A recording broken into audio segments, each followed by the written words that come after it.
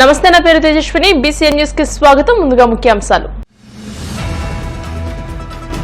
ప్రజాస్వామ్యం గురించి మాట్లాడే అర్హత జగన్ కు లేదన్న మంత్రి నిమ్మల. గత వైసీపీ ప్రభుత్వ హయాంలో ఆర్థిక వ్యవస్థ చిన్నాభిన్నమైందని విమర్శ. కూటమి ప్రభుత్వ వైఫల్యాలను ప్రశ్నిస్తూనే ఉంటామన్న వైసీపీ మాజీ ఎమ్మెల్యే కాసు మహేష్ రెడ్డి. ఎన్నికల హామీలు అమలు చేసేదాకా వదిలిపెట్టమని హెచ్చరిక. ముగ్గురు అంతర్జిల్లా దొంగలను అరెస్ట్ చేసిన కాకినాడ జిల్లా పోలీసులు. 65 లక్షల విలువైన చోరీ సొత్తు స్వాధీనం చేసుకున్నట్లు వెల్లడించిన ఎస్పీ బిందు మాధవ్.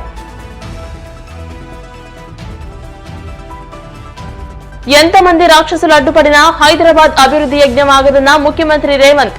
కొత్త కంపెనీల ఏర్పాటుతో 5 లక్షల ఉద్యోగాలు సృష్టిస్తామని హామీ. ప్రజాస్వామ్యం గురించి మాట్లాడే అర్హత జగన్ కు లేదని మంత్రి నిమ్మల రామనాయుడు అన్నారు. జగన్ 5 ఏళ్ల పాలన ఎలా ఉందో ప్రజలు ప్రత్యక్షంగా చూశారని, వైసీపీ ప్రభుత్వ హయాంలో ఆర్థిక వ్యవస్థ చిన్నాభిన్నమైందని విమర్శించారు. పశ్చిమ గోదావరి జిల్లా పాలకుల నియోజకవర్గం యలమంచలి మండలం సిరగారపల్లి గ్రామంలో 96 లక్షలతో పలు అభివృద్ధి పనులకు కూటమి నాయకులతో కలిసి ఆయన శంకుస్థాపన చేశారు. అనంతరం మంత్రి నిమ్మల మాట్లాడుతూ అన్ని చోట్ల దోచేసి రాష్ట్రాన్ని అప్పుల పాలు చేసిన చరిత్ర జగన్దని మండిపడ్డారు. ప్రజాస్వామ్యాన్ని రక్షించాలని ఆయన గవర్నర్ కు ఫిర్యాదు చేయడం ఈ శతాబ్దపు విడ్డూరమని ఎద్దేవా చేశారు.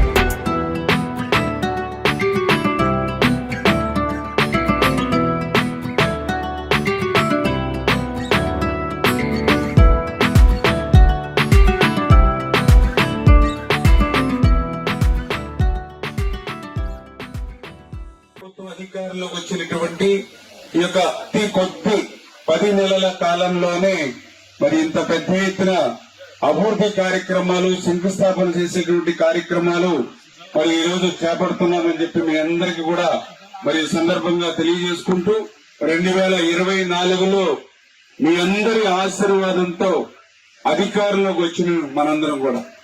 కానీ ఎటువంటి పరిస్థితుల్లో అధికారంలోకి వచ్చాం మనం? గత 5 సంవత్సరాల పాలన ఎట్లా ఉందో మీరందరూ కూడా మర్చిపోతూ ఉన్నారు. రోజులు గడిచే కొద్ది 5 సంవత్సరాలు నియంతృత్వమైనటువంటి పాలన, నిరంకుశత్వమైనటువంటి పాలన, ప్రజా వేదికను కూలగొట్టడంతో ప్రారంభమైనటువంటి పాలన. ఎంత దుర్మార్గంగా ఆ రోజునటువంటి ముఖ్యమంత్రి వ్యవహరించారు అని అంటే, ఆయన ముఖ్యమంత్రిగా ప్రమాణ స్వీకారం చేసినటువంటి మొదటి 10 రోజుల్లోనే ప్రజావేదికలో ఉదయం మీటింగ్ పెట్టుకుని సాయంత్రం ప్రజావేదికని కూలగొట్టేయండి ఆదేశాలు ఇచ్చినటువంటి ముఖ్యమంత్రి గత పాలనలో. మీ అందరికీ తెలుసు, మన దేశంలో గాని, మన రాష్ట్రంలో గాని, మన సమాజంలో మనందరం ఎట్లా ఉంటామో. కనీసం మనకు హాని చేసేటువంటి పామును కూడా చంపడానికి 1-4 సార్లు ఆలోచిస్తాం చాలా మంది. విష సర్పాన్ని కూడా చంపడానికి 10 సార్లు ఆలోచిస్తాం మనం. అటువంటి దేశం ఈ దేశం. అటువంటి దేశంలో మరి ఆ రోజు ముఖ్యమంత్రి జగన్మోహన్ రెడ్డి గారు ఉదయం మీటింగ్ పెట్టుకుని సాయంత్రం ప్రజావేదికని కూలగొట్టేయండి అని అంటే, మొన్ననే ఆ ప్రజావేదికని కూలగొట్టి 5 సంవత్సరాలైంది. ఇంకా శిథిలాలు అక్కడే ఉన్నాయి. చంద్రబాబు నాయుడు గారు ఏదైతే నివసిస్తున్నటువంటి ప్రక్కన. అంటే మీకు గమనించండి ఏ రకమైనటువంటి క్రూరత్వమైనటువంటి పాలన. మొన్న చంద్రబాబు నాయుడు గారు కూడా ముఖ్యమంత్రి అయ్యారు. మరి ఈయన ముఖ్యమంత్రిగా ప్రమాణ స్వీకారం చేసిన తర్వాత ఏ పని చేశారు? మొట్టమొదటిసారిగా పోలవరం ప్రాజెక్టుకు వచ్చాడు ఆయన. పోలవరం ప్రాజెక్టుకు వచ్చి మూలన పడిపోయింది. పోలవరం ప్రశ్నార్థం అయిపోయినటువంటి ప్రాజెక్టుని మళ్లీ వేళ పట్టాలెక్కించి రైతాంగానికి సేవ చేయాలని పోలవరాన్ని వేళ పని పూర్తి చేస్తూ ఉన్నారు. రేపు 2027 డిసెంబర్ కల్లా పూర్తి చేయాలని. మరి ఆయన మొదటి 10 రోజుల్లో ప్రజావేదికని కూలగొడితే, ఈయన మొదటి 10 రోజుల్లోనే పోలవరాన్ని మళ్ళీ పట్టాలెక్కించారు. అంటే ఆ ముఖ్యమంత్రికి ఈ ముఖ్యమంత్రికి ఉన్నటువంటి తేడా ఏంటనేది, ఆ విధ్వంసానికి ఈ నిర్మాణానికి ఉన్నటువంటి తేడా ఏంటనేది అదే ఒక ఉదాహరణ మీ అందరికి కూడా. సరిగ్గా ఆనందంగా సంతోషంగా మరి నవ్వుకోవడానికి కూడా స్వేచ్ఛ ఉండేది కాదు. కొన్ని బాధ వస్తే కన్నీళ్లు పెట్టుకోవడానికి కూడా స్వేచ్ఛ ఉండేది కదా ఆ రోజు 5 సంవత్సరాలు. ఈ 10 నెలలు 12 నెలల్లో చూస్తూ ఉన్నారు. ఎంతో స్వేచ్ఛాయుతమైన పాలన, ప్రజాస్వామ్యబద్ధంగా ఈరోజు పాలన సాగుతున్నటువంటి పరిస్థితి. అందులో భాగంగానే ఈరోజు పెద్ద ఎత్తున మరి సంక్షేమ కార్యక్రమాలు, పెద్ద ఎత్తున అభివృద్ధి కార్యక్రమాలు ఈ రాష్ట్రంలో జరుగుతూ ఉన్నాయి. మీరు కూడా చూస్తూ ఉన్నారు. అంటే ఈ రకంగా దయవుంచి ఆలోచన చేయమని కోరుతూ ఉన్నాం. ఎందుకంటే వైఎస్ఆర్సీపీ నాయకులు కూడా వచ్చి మళ్ళీ అబద్దాలు, అసత్యాలు చెప్పి మళ్ళీ మభ్యపెట్టాలని ప్రయత్నం చేస్తా ఉన్నారు. మీ దగ్గర మీరు టీవీ ఆన్ చేసినప్పుడు, మరి పేపర్లు చూసినప్పుడు చూస్తూ ఉన్నారు. మరి మళ్ళీ మేము వస్తాం, కాలు తీసేస్తాం, కన్ను పొడి చేస్తాం, తల తీసేస్తాం, గొడ్డలతో నరికేస్తాం అంటూ ఉన్నారు.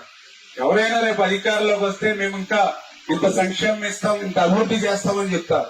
కానీ వీళ్ళు ఏం చెప్తా ఉన్నారు? మళ్ళీ మేము వస్తాం, కాళ్ళు తీసేస్తాం, చేతులు తీసేస్తాం, తలకాయ తీసేస్తాం, కళ్ళు పీకేస్తాం, జగన్నాథ రథ చక్రాలు వస్తున్నాయి తొక్కుకుంటూ పోతామంటూ ఉన్నారు.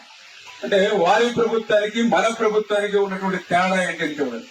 అంటే భయపెట్టి పాలన చేయాలంటే సాధ్యం కాదు. భయపెట్టి ఓట్లు వేయించుకునేటువంటి సంస్కృతి కాదు ఆంధ్రప్రదేశ్ రాష్ట్రంలో. రౌడీలకి, గోండాలకి, సెటిల్మెంట్ బ్యాచీలకి ఆంధ్రప్రదేశ్ రాష్ట్రంలో స్థానం ఉండదు. ప్రజల కోసం పనిచేసేటువంటి వాళ్ళకి ఇక్కడ స్థానం ఉంటుంది. అది తెలుగుదేశం, జనసేన, బీజేపీ వల్ల మాత్రమే ఇటువంటి ప్రశాంతమైనటువంటి పాలన ఆంధ్రప్రదేశ్ రాష్ట్రంలో ఉంటుంది అని చెప్పి ఎన్నికలకు ముందు ప్రజలకిచ్చిన హామీలను అమలు చేసే వరకు ప్రభుత్వాన్ని నిలదీస్తూనే ఉంటామని వైసీపీ మాజీ ఎమ్మెల్యే కాసు మహేష్ రెడ్డి స్పష్టం చేశారు. నరసరావుపేటలోని క్యాంపు కార్యాలయంలో మీడియాతో మాట్లాడుతూ ఏడాది కాలంగా ప్రభుత్వ వైఫల్యాన్ని ప్రశ్నిస్తుంటే తట్టుకోలేక వైసీపీ నేతలను తప్పుడు కేసులతో భయపెట్టాలని కూటమి ప్రభుత్వం చూస్తుందని ఆగ్రహం వ్యక్తం చేశారు. ప్రభుత్వం మెడలు వంచైనా సరే ప్రజలకు హామీ ఇచ్చిన ప్రతి పథకాన్ని అమలు చేసేలా చూసే బాధ్యత ప్రతిపక్షంగా వైసీపీపై ఉందని అన్నారు. ఆంధ్ర రాష్ట్రంలో ఫ్రాక్షనిజాన్ని నడుపుతున్నట్టు చంద్రబాబు నాయుడు ఒక బాధ్యత కలిగిన ప్రతిపక్ష పార్టీగా వైఎస్ఆర్సీపీ పార్టీ, లేదు ప్రతిపక్ష నాయకుడిగా జగన్మోహన్ రెడ్డి గారు ఈ రోజున ప్రజల పక్షాన నిలబడి పోరాటం చేస్తుంటే అడుగడుగున ఆయన్ని అనగదొక్కాలి, కేసులు బనాయించాలి, అక్రమ కేసులు పెట్టి అరెస్ట్ చేయాలి. బహుశా నెల 2 నెలల క్రితం వీకెండ్ కమెంట్ ఏదో వస్తుంది ఏబిఎన్లో, దాంట్లోనే విశ్లేషించారు. చంద్రబాబు నాయుడు గారు ఓడిపోతే 2-3 సంవత్సరాలు పట్టింది మళ్ళీ కలుపుకొని మళ్ళీ రాజకీయాలు చేయడానికి. అక్కడ కేసీఆర్ గారికి 1.5 సంవత్సరం పట్టింది. జగన్మోహన్ రెడ్డి గారు ఏంటి 6 నెలల్లోనే బయటకు వచ్చాడు, ప్రజల కొరకు పోరాటం చేస్తున్నాడు అంటున్నారు. అదేమన్నా తప్ప? మాకు అర్థం కావట్లే. ఈ రోజున ఓడిపోయాం కాబట్టి కుంగిపోవాలా? నిన్నటి ఓటమి రేపటి గెలుపుకి నాంది కావాలని నమ్మిన వ్యక్తి జగన్మోహన్ రెడ్డి గారు. కాబట్టి ప్రజల పక్షాన నిలబడి రైతులకి కష్టం రాని, ఆడపడుచులకి రాని, లేదు తెలుగుదేశం ఇస్తానన్న హామీలు మాట ఇచ్చి మాట తప్పుతుంటే, తుంగలో తప్పుతుంటే బాధ్యత కలిగిన ప్రతిపక్ష నాయకుడిగా ఈరోజు ఎలుగెత్తి చాటి చెప్తున్నాడు. దానికి ఇదేంది, జగన్మోహన్ రెడ్డి గారు బయటకు వస్తాడేంటి, అక్కడ తెనాసిపోతారేంటి, పొదిలిపోతారేంటి, ఇవా జగన్మోహన్ రెడ్డి గారు ఎందుకు పోయారు? అక్కడ బహిరంగంగా కొంతమంది కుర్రవాళ్ళని పోలీసులు విచక్షణారహితంగా ఇష్టం వచ్చినట్టు కొడితే అది మొత్తం దేశమంతా చూస్తే ఇది తప్పు, మీకు ఇటువంటి హక్కులు లేవు, అధికారాలు లేవు, తప్పు చేస్తే వాళ్ళని శిక్షించండి కానీ ఇలా కొట్టే హక్కు లేదని చెప్పడానికి పోయాడు. దానికి చంద్రబాబు నాయుడు గారు ఏమంటారు? అది గంజాయి బ్యాచ్ని ప్రొటెక్ట్ చేయడానికి పోయాడన్నారు. మీ ఇష్టమే, మీరే నిర్ధారించేశారు. ఎందుకంటే ప్రభుత్వం మీది కాబట్టి, అపారమైన అనుభవం ఉంది కాబట్టి, ఛానల్స్ అన్నీ మీ చెప్పు చేతల్లో ఉంటుంది కాబట్టి మీడియా వాళ్ళకి గంజాయి బ్యాచ్ అని ఒక లేబుల్ తగిలిచ్చేశారు. అయితే కొడతారా?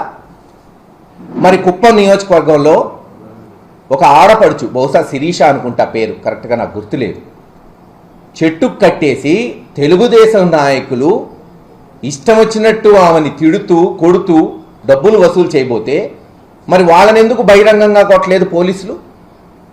అనంతపూర్ జిల్లాలో బహుశా 9వ క్లాస్ చదివే బాలిక అనుకుంటా, ఒక చిన్న ఆడపిల్ల పాపం. ఎవరైనా కూతురున్న తండ్రులుగా బాధలు తెలుస్తాయి, భయాలుంటాయి. మరి అటువంటి చిన్న పిల్లని 14 మంది రేప్ చేస్తే మరి గంజాయి కొట్టిన బ్యాచ్ని బహిరంగంగా కొట్టిన వాళ్ళు ఆ 14 మందిని ఎన్కౌంటర్ చేయాలి కదా, మరి ఎందుకు చేయలేదు? అంటే అక్కడొక న్యాయం ఇక్కడొక న్యాయం, మీ ఇష్టం. అధికారం ఉంది కాబట్టి ఏదైనా చేయొచ్చు, ఏదైనా చెల్లుబాటు అయింది. అది ఎండగట్టడానికే జగన్మోహన్ రెడ్డి గారు కంకణం కట్టుకొని తిరుగుతున్నారు.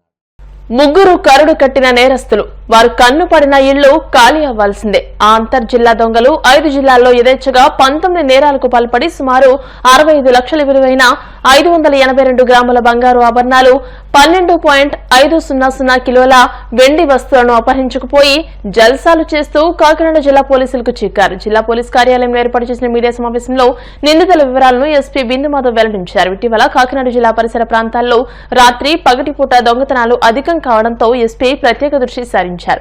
పోలీసులకు ముందుగా వచ్చిన సమాచారం మేరకు శుక్రవారం రాత్రి పెట్రోలింగ్ చేసే క్రమంలో సాంకేతిక సహాయంతో కడియం మండలం మాధవరాయుడుపాలెంకు చెందిన బగడ శ్రీను, అనపర్తి మండలం కుతుకునూరుకు చెందిన పాసి శేఖర్, పోతంశెట్టి సూర్యభాస్కర్ రెడ్డిలను అరెస్టు చేసి వీరి నుంచి 65 లక్షల విలువైన 582 గ్రాముల బంగారు ఆభరణాలతో పాటు 12.500 కిలోల వెండి వస్తువులు స్వాధీనం చేసుకున్నామని తెలియజేశారు. కరప పోలీస్ స్టేషన్ లో రిజిస్టర్ అయిన ఒక గ్రేవ్ ప్రాపర్టీ అఫెన్స్ డిటెక్ట్ చేయడం కోసం ఎఫర్ట్స్ పెట్టి ఒక ముగ్గురు ముద్దాయిలను అరెస్ట్ చేయడం జరిగింది. బొగడా శ్రీను, పాసి శేఖర్, అలానే పోతంశెట్టి సూర్యభాస్కర్ రెడ్డి అని ముగ్గురు ముద్దాయిలను అరెస్ట్ చేయడం జరిగింది. ఈ ముగ్గురు ముద్దాయిల్ని అరెస్ట్ చేయడం ద్వారా 19 కేసులు కన్ఫెస్ చేశారు. 19 కేసులు వీళ్ళు 5 జిల్లాల్లో చేయడం జరిగింది. 24 డిసెంబర్ నుంచి ఇప్పటిదాకా 25 దాకా 5 జిల్లాల్లో ఈ ముగ్గురు నేరస్తులు అఫెన్సెస్ చేయడం జరిగింది. వీటిలో 10 కేసులు కాకినాడ డిస్టిక్ లో డిటెక్ట్ అయ్యాయి. అట్లనే బిఆర్ అంబేద్కర్ కోనసీమ డిస్టిక్ లో 2, ఈస్ట్ గోదావరి డిస్టిక్ లో 4, వెస్ట్ గోదావరిలో 2, ఏలూరు జిల్లాలో 1, మొత్తం 19 కేసెస్ లో ప్రాపర్టీ రికవర్ చేయడం జరిగింది. ఈ రికవర్ అయిన ప్రాపర్టీ మొత్తం 582 గ్రాములు బంగారం, అలానే 12.5 కేజీలు వెండి ప్రాపర్టీ రికవర్ చేసి 65 లక్షల వర్త్ ప్రాపర్టీ ఇప్పుడు ప్రజలకు వెనక్కి ఇవ్వడం జరుగుతుంది. ఈ కేసులో భాగంగా ఏఎస్పీ కాకినాడ, అట్లనే కాకినాడ రూరల్ ఇన్స్పెక్టర్ చైతన్య కృష్ణ, ఆయనతో పాటుగా సబ్ ఇన్స్పెక్టర్ సునీత గారు, అట్లనే ఏఎస్ఐ శ్రీనివాసరావు గారు, హెడ్ కానిస్టేబుల్ నరసింహరావు గారు, అట్లనే head constable CHVV Narayana Reddy, అట్లనే కానిస్టేబుల్ చంద్రశేఖర్, కానిస్టేబుల్ శివప్రసాద్ గారు, వీరందరూ కూడా గుడ్ వర్క్ చేసి ఈ డిటెక్షన్ చేయడం జరిగింది. దీని ద్వారా ప్రాపర్టీ రికవరీ ద్వారా ప్రజలకి వాళ్ళు కోల్పోయిన సొమ్ము వెనక్కి అంది వాళ్ళందరూ హ్యాపీ అవుతారు అనుకుంటున్నాము. అట్లనే ఫర్దర్ గా కేసెస్ లో కూడా ఇంకా ఎఫర్ట్స్ పెడుతున్నాము. ఏమైతే ప్రాపర్టీ లాస్ అయిందో పబ్లిక్ ది ఇవన్నీ రికవర్ చేయడానికి Kakinada district police will increase their efforts and try to detect and recover more and more cases. వీళ్ళ మీద ఇంతకు ముందర కూడా కేసులు ఉన్నాయి. ఇక గొల్లపాలెం ఎస్ఐ గారు కూడా ఈ టీంలో పార్ట్గా ఎఫర్ట్స్ పెట్టడం జరిగింది. అట్లనే రికవరీ చేసిన మొత్తం మళ్ళీ చెప్తున్నాను 582 గ్రాములు బంగారం, 12.5 కిలోలు వెండి, టోటల్ వర్త్ 65 lakhs రికవర్ చేయడం జరిగింది. వీళ్ళలో ఈ శ్రీను గారు ఇంతకు ముందు ఎవరైతే నేరస్తుడు ఉన్నాడో బొగడా శ్రీను అనే అతనికి 13 కేసులు ఉన్నాయి అంతకు ముందర. ఒక దానిలో శిక్ష కూడా పడింది. అట్లనే కడియం పోలీస్ స్టేషన్ లో ఆయన మీద షీట్ కూడా మెయింటైన్ చేయడం జరుగుతుంది. మన జిల్లాలో మొదటిసారి చేశారు అఫెన్సెస్. సో ఇప్పుడు డిటెక్ట్ అయిపోయి అరెస్ట్ అయ్యారు కాబట్టి ఫర్దర్ గా ఇట్లా ఎవరైనా ఇక్కడ అఫెన్సెస్ చేయడానికి ఇది డిటరెంట్ గా కూడా పనిచేస్తుంది అనుకుంటున్నాం. Thank you. ఇప్పుడు కాసేపు ప్రకటనలు.